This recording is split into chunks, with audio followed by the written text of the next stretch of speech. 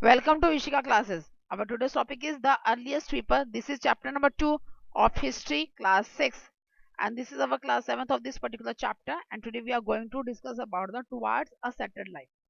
हमने कल डिस्कस किया था कि न्यू वे की लाइफ कैसे स्टार्ट हुई थी, उन्होंने कैसे अपनी नई जिंदगी स्टार्ट की थी।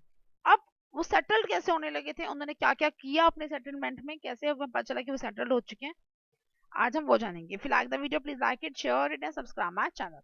तो सबसे पहले archaeologist toward the settle life में सबसे पहले हमें ऐसे कैसे पता चला, आर्कोलॉजिस्ट ने कुछ प्रूफ्स मिले आर्कोलॉजिस्ट को जो रिसर्च कर रहे थे अर्लीस्ट मैन की लाइफ के ऊपर। क्या क्या मिले थे उनको ट्रेसेस, सबसे पहले मिला था traces of houses that are called the pit houses. Pit houses कहा जाता है उन हाउसेस को, वो मिले उन्हें। नियोलिथिक टूल्स मिले हैं एंड द अर्थन पोर्ट्स। साथ ही साथ वो कपड़े भी वूव करने स्टार्ट कर चुके थे, wove in the clothes also. तो these are some evidence which we have found in our archaeologist surveys. तो because of that we can come to know that they are the better settled life. अब एक एक करके हम सभी को discuss करने वाले हैं। The first was the traces of houses. What is the traces of houses? The houses are known as the pit houses. जो traces of houses थे इनको क्या कहा जाता है, pit houses कहा जाता है। Their houses are dug into the ground having a steps leading them. ये जो घर थे क्या करते थे, ग्राउंड के अंदर धरती के अंदर डग किए गए थे, धरती के अंदर बनाए गए थे। First the land was dug then the house was built. पहले धरती को खोदा गया तब उनको बनाया गया। And for move towards them there are steps leading them. उसके बाद क्या मिलती है, स्टेप्स मिलती है ताकि हम उन घर में जा सकें। Generally they having the 4 compartments in the Mehrgarh areas, so you can see that Mehrgarh areas में तो ऐसे बहुत सारी साइट्स मिले हैं, वहां पे आप जाके देख भी सकते हैं if you want to visit. There the 4 sided rooms, 4 कमरे थे, 4 कंपार्टमेंट थे। और उनकी जो रिजेम्बलेंस है ना, जो आज जिन घरों में हम रह रहे हैं, the house in which we are living today is just like that, कुछ कुछ वैसे वैसे ही वो दिखते थे।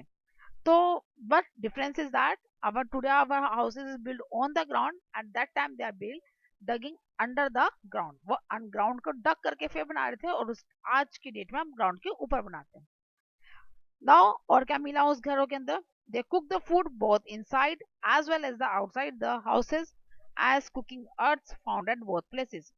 जहाँ खाना बनाया जाता है at that time the places was on the chulhas like that, तो that is called the cooking earth. उन्हें क्या कहा जाता था, तो कुकिंग अर्थ कहा जाता था। वो घरों के अंदर भी मिले हैं, घरों के बाहर भी मिले हैं। तो सीधा सीधा सा मतलब था, they want to according to the temperature, according to the climate, according to the weather, they decided where they have to cook the food. जैसे जैसे मौसम था वैसा वो करते थे।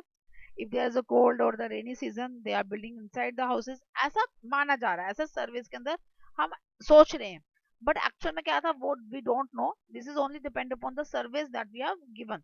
जो हमें सर्विसेज मिले या एविडेंसेस मिला उसी के बेसिस पे ये बातें कही जा रही हैं। समर सीजन था तब वो घर के बाहर में भी बनाते होंगे, या हाउसेस जो ऐसे बनाए गए थे to protect them from the, किससे प्रोटेक्ट करने के लिए, फ्रॉम द कोल्ड टेम्परेचर, ठंड से बचने के लिए, एनिमल से बचाने के लिए, उसी अकॉर्डिंगली ही उनके जो घर है वो बनाए गए।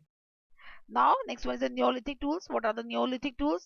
That are different from the earlier Paleolithic tools.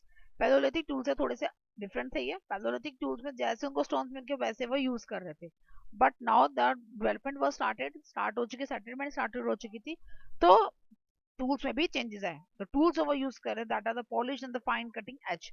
वो पॉलिश से और जिनकी एजेस थी वो बहुत ज्यादा ही फाइन करती, मतलब बहुत ज्यादा पैनी हुआ करती थी, so that they can use for cutting and grinding and all that। mortar and pestle, जो mortar और pestle से that are grinding grains and other plant produce। mortar और pestles जो है वो किस लिए यूज करते थे, इसको ग्रेन्स को पीसने के लिए इस्तेमाल करते थे। जो भी बाकी प्लांट प्रोडक्ट्स हैं वो भी उसका भी यूज करते थे, उसको भी ग्राइंड करने के लिए। लेकिन आज की डेट में भी हम मोटर एंड पेस्टल्स का यूज कर रहे हैं।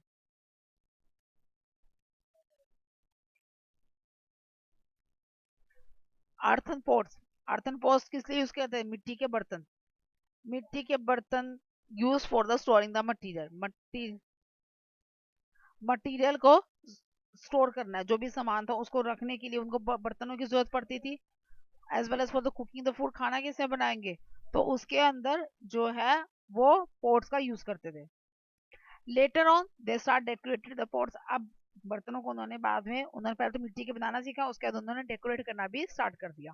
आज भी देखिए अगर हम बर्तन लेने जाते हैं तो जो सुंदर प्रिंट्स वगैरह सब चलते हैं ना, तो इसी तरह उस टाइम पर भी लोगों ने सुंदर सुंदर बर्तन बनाने सीख लिए थे, but making of the only of the clay. Now बात की जाए बरियल साइट्स की। When the people die, the relatives and friends pay the respect, जैसे आज हम करते हैं। जो किसी भी पर्सन की डेथ हो जाती है तो जो फ्रेंड्स होते हैं, जो रिलेटिव्स होते हैं, वो सब उसको रिस्पेक्ट पे करते हैं। उस टाइम पर भी ऐसा ही कुछ किया जाता था। दे believe that the life is after death, मतलब मरने के बाद भी जिंदगी है, ऐसा वो बिलीव करते थे।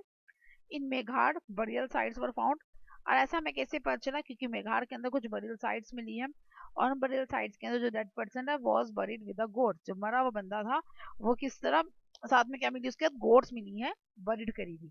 तो मतलब प्रोबेबली यही माना जाता है कि वो गोट्स इसीलिए मिली कि उनको लगता था कि मरने के बाद उनको खाना कैसे मिलेगा, तो उसी की वजह से वो क्या करते थे, उसके साथ साथ गोट्स को भी बरीड आउट कर देते, so that the person get the food, ताकि पर्सन को भी फूड मिल सके।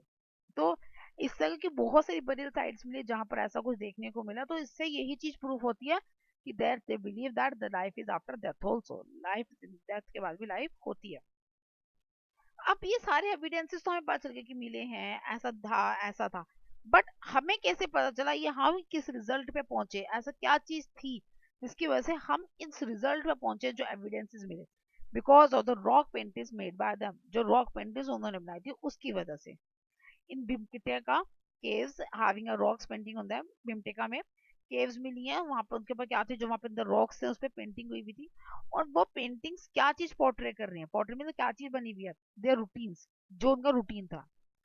कैसे, जैसे एनिमल हंट कर रहे हैं वो, people living in the community, लोग ग्रुप में रह रहे हैं, प्रोटेक्शन अगेंस्ट द प्रेडेटर, जो उनको दुश्मन है उससे वो अपने आप को कैसे बचा रहे हैं।